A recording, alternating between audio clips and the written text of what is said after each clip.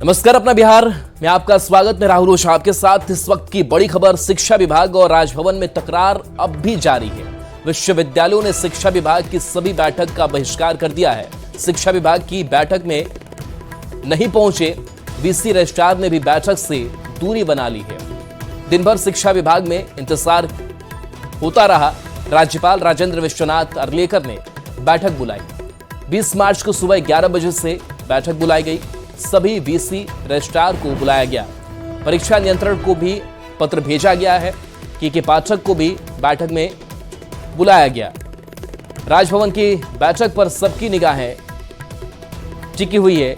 पटना से संवाददाता रशनीश हमारे साथ जुड़े हुए हैं। रशनीश, तकरार अब भी जारी, वजह क्या मानी जाए और यह वजह खत्म नहीं होने का नाम ले रही है?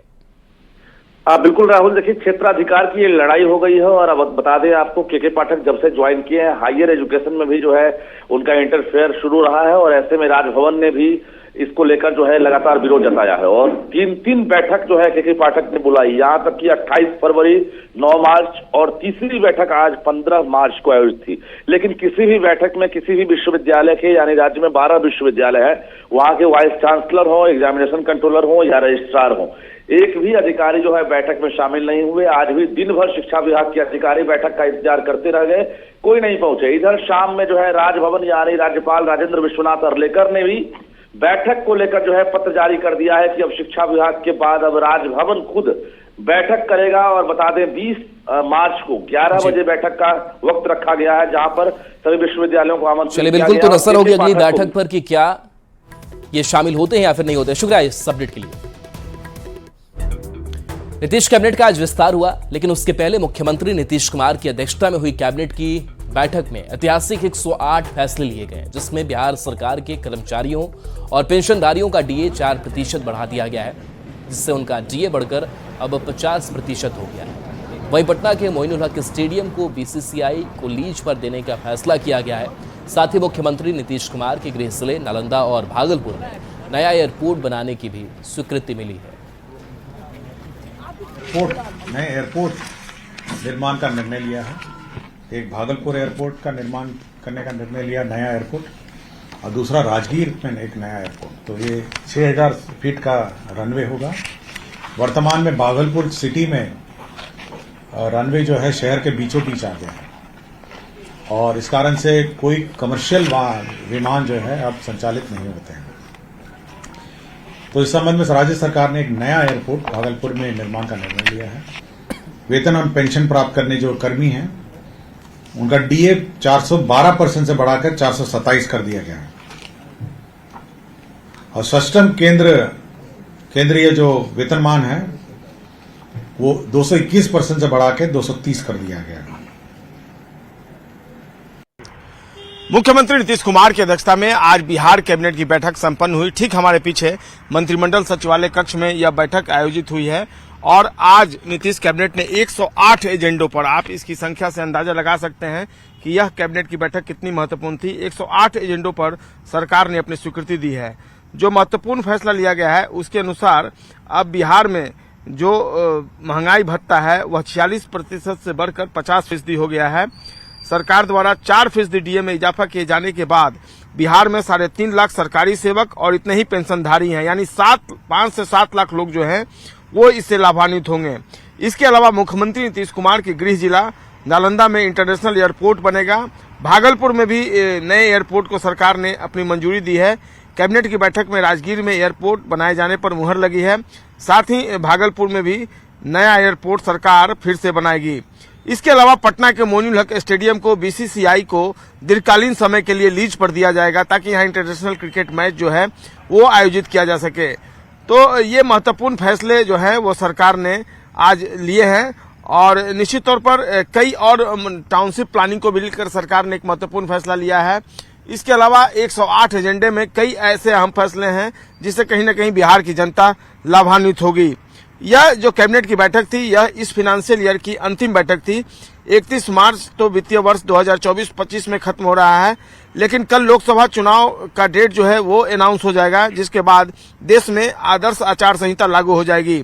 इससे पहले फरवरी महीने के अंतिम सप्ताह में कैबिनेट की बैठक संपन्न हुई थी। तो निश्चित तौर पर आज जो ये फैसला लिया गया है उसमें जो महत्वपूर्ण एजेंडे हैं वो तकरीबन 108 में कई महत्वपूर्ण एजेंडे हैं जिसकी कॉपी इस वक्त हम आपको दिखा पा रहे हैं। और निश्चित तौर पर सरकार ने जो फैसला लिया है, आने वाले दिनों में जब ये सभी फैसले सरकार के धरातल पर उतरेंगे तो उससे लोग लाभान्वित होंगे। कैमरा पर्सन अजय दुबे के साथ संजय कुमार, न्यूज 18 पटना। मैं बिहार राज्य के मंत्री के रूप में अशोक चौधरी, मैं नितिन नवीन, मैं महेश्वर हजारी और हरीश साहनी ईश्वरक शपथ लेती कि हम विधि द्वारा स्थापित भारत संविधानक प्रति साथ श्रद्धा हो निष्ठा रखा। बिहार में एनडीए की नई सरकार बनने के 47 दिन बाद नीतीश मंत्रिमंडल का विस्तार हुआ। बीजेपी कोटे के 12 नेताओं ने और जेडीयू कोटे से 9 नेताओं ने मंत्री पद की शपथ ली। जेडीयू ने जहां पुराने चेहरों पर भरोसा जताया है तो दूसरी ओर बीजेपी ने आधा से ज्यादा नए चेहरों को मौका दिया है। मंत्रिमंडल विस्तार के बाद नीतीश कुमार की टीम पूरी हो चुकी है, जिसमें सामाजिक समीकरण का खास ख्याल रखा गया है। मैं मंगल पांडे, मैं अशोक चौधरी, मैं मदन साहनी और नीतीश ने शपथ लेगी डॉक्टर दिलीप कुमार जायसवाल ईश्वर की शपथ लेता हूँ। 28 जनवरी 2024 को बिहार में एनडीए की नई सरकार बनी और नीतीश कुमार ने 9वीं बार मुख्यमंत्री पद की शपथ ली। 28 जनवरी को नीतीश सहित 9 मंत्रियों ने मंत्री पद की शपथ ली। बिहार में नीतीश कैबिनेट का विस्तार हुआ। शुक्रवार को 21 विधायक और विधान पार्षदों ने मंत्री पद की शपथ ली। सबसे पहले पूर्व उप मुख्यमंत्री रेणु देवी ने मंत्री पद की शपथ ली।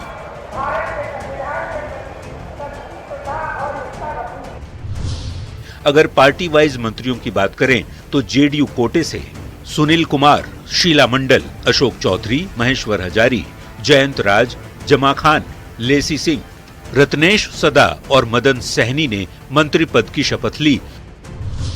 तो वहीं बीजेपी से 12 नेताओं ने मंत्री पद की शपथ ली। इनमें रेणु देवी, मंगल पांडे, नीतीश मिश्रा, नीरज बबलू, नितिन नवीन, दिलीप जायसवाल, संतोष सिंह, जनक राम, केदार प्रसाद गुप्ता, हरि सहनी, कृष्ण नंदन पासवान और सुरेंद्र मेहता के नाम शामिल हैं। जेडीयू ने जहां अपने सभी पुराने चेहरों पर ही भरोसा जताया तो वहीं बीजेपी ने नए चेहरों को मौका दिया। बिहार कैबिनेट में कुल 36 मंत्री हो सकते हैं। शपथ ग्रहण के बाद मुख्यमंत्री सहित मंत्रियों की संख्या 30 हो चुकी है। नीतीश कैबिनेट में जातीय और सामाजिक समीकरण का खास ख्याल रखा गया है। पिछड़ा वर्ग से 8 मंत्री, अति पिछड़ा वर्ग से 5 मंत्री, दलित कोटे से 7 मंत्री, सवर्ण 9 मंत्री, जबकि अल्पसंख्यक कोटे से 1 मंत्री बनाए गए हैं।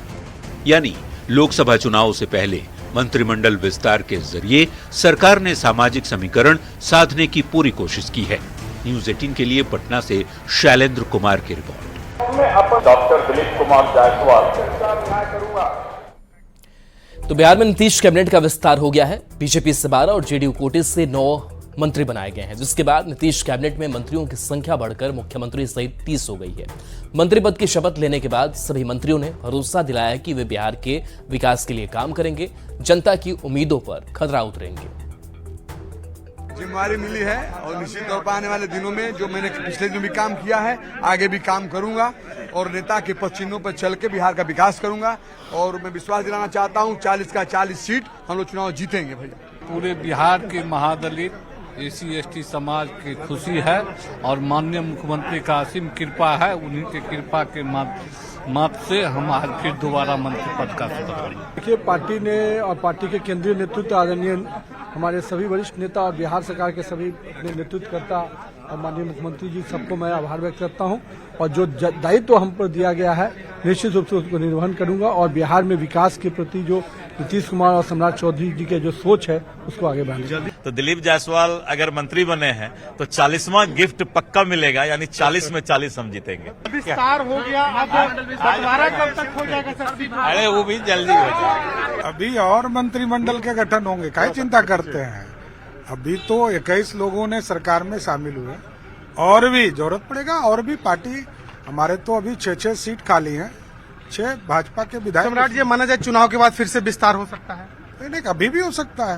पार्टी के अंदर निर्णय होगा तो जरूर होगा। एक सवाल और है कि सीटों को लेकर के क्या तैयारी है आप लोगों की, चूंकि अब मंत्रिमंडल समझ गए होंगे कि विस्तार के स्वरूप को देखकर समझ गए होंगे कि एक एक समाज और एक एक वर्ग बिहार के लोगों के हित की बात करके बिहार की जनता सर्वोपरि है, उनकी अपेक्षाओं के साथ भारतीय जनता पार्टी और एनडीए खड़ी है। हम लोग पार्टी के कार्यकर्ता हैं और पार्टी को जो भी पार्टी जिम्मेदारी देती है हम लोग निष्ठापूर्वक निभाने का काम करते हैं।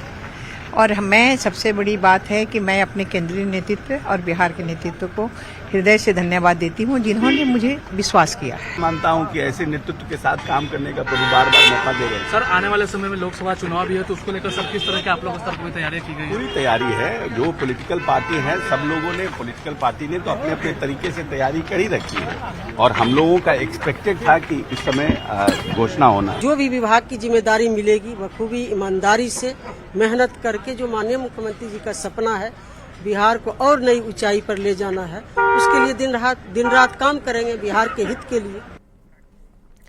नीतीश मंत्रिमंडल में शामिल होने वाले नेताओं के घर और उनके क्षेत्र में जश्न का माहौल है। मुजफ्फरपुर के कुड़नी से बीजेपी विधायक केदार गुप्ता को मंत्री बनाए जाने पर उनके घर पर जमकर जश्न मनाया गया। इस दौरान समर्थकों ने दूसरे को रंग गुलाल लगाकर और मिठाई खिलाकर खुशियां मनाई और जमकर आतिशबाजी।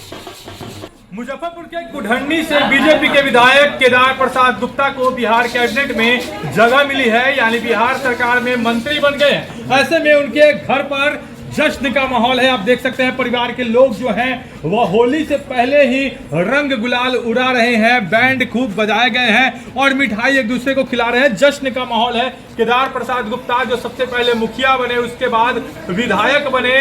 उपचुनाव जब 2022 में हुआ तो उसमें वो जीत कर आए और इस बार उन्हें मंत्री बनाया गया है। केदार प्रसाद गुप्ता की पत्नी भी है, क्या कुछ कहेंगी? कितने उत्साहित है? अब तो मंत्री ही बन गए। बहुत उत्साहित है, बहुत उत्साहित है। जी जी। सोचे थे कि मंत्री बनेंगे? सोचे थे हम लोग, मेहनत का फल मिलेगा। क्या कहेंगे? हम लोग बहुत खुश हैं, आज उनका मेहनत का फल मिल रहा है। जो हर समय अपने जनता के बीच में रहते हैं, एक सुख दुख में हर समय जाते हैं, तुरंत लोगों के यहाँ पहुँचते हैं। काफी मिलन जब भी खोजिएगा वो क्षेत्र में ही मिलेंगे आपको, या अमीर हो या गरीब हो, सबके पास। केदार गुप्ता को लेकर, उनके मंत्री बनने को लेकर उनके परिवार में, उनके मोहल्ले में और आसपास के लोग काफी उत्साहित हैं। बीजेपी के विधायक जो कुढ़नी के विधायक है केदार प्रसाद गुप्ता, वो मंत्री बन गए हैं और ऐसे में मुजफ्फरपुर की जनता भी काफी उत्साहित है। मुजफ्फरपुर से बुलेटिन के लिए प्रियांक सौरभ।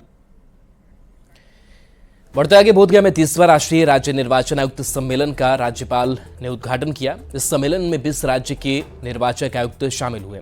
इस मौके पर राज्यपाल ने कहा कि टेक्नोलॉजी काफी आगे बढ़ गई है, क्या हम पटना में रहते हुए गया में वोट नहीं कर सकते? राज्यपाल ने पोलिंग बूथ पर भीड़ को लेकर भी अपनी बात रखी। राज्यपाल ने पूछा कि क्या हम पोलिंग बूथ पर भीड़ कम नहीं कर सकते हैं? कहीं पर से भी समझ लीजिए कि मैं इस गांव के पोलिंग बूथ पर मेरा नाम है, पोलिंग बूथ नंबर 10 है, उसमें मेरा नाम है। Whether I am required to be there personally or not, I don't know. Can I vote on this particular booth from Patna? I don't know. Technology can do this tomorrow.